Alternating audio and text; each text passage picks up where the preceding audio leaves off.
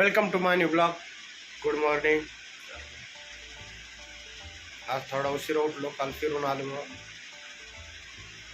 सर्वात पहिले आम्ही आता आपण काहीतरी खायला बनवू का, तर बलिदान मास पाळलाय आपण, तर एक टाइमच जेवण करतो.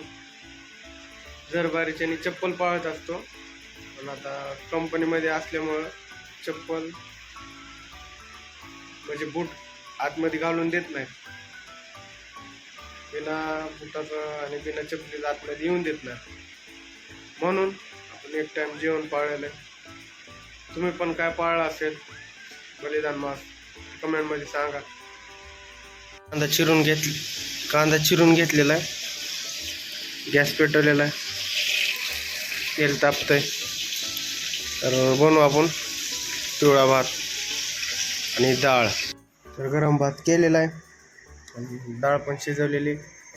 तर आता खातो. भेटतो आज दुपारनं ड्युटी. बघू काय होतं. बुट्ट दिवशी आम्हासोबत गेल्यावर तिकडेच राहिला. आता फोन आलता त्याचा, नाही दुसरा बुट आहे शिल्लक, बघू येतो म्हणला घेऊन.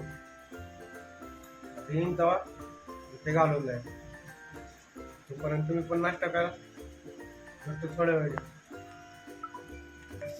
आपला टाइम झालेला आहे. नवीन शर्ट दिलाय ते घातलाय.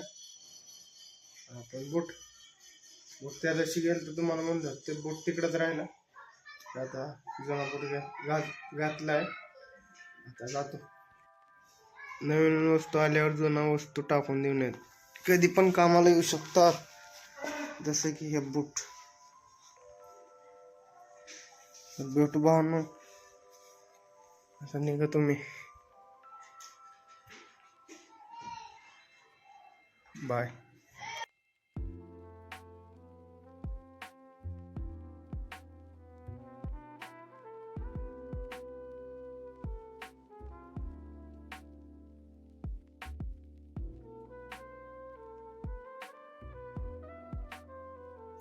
बघा भावांनो, कोणच नाही.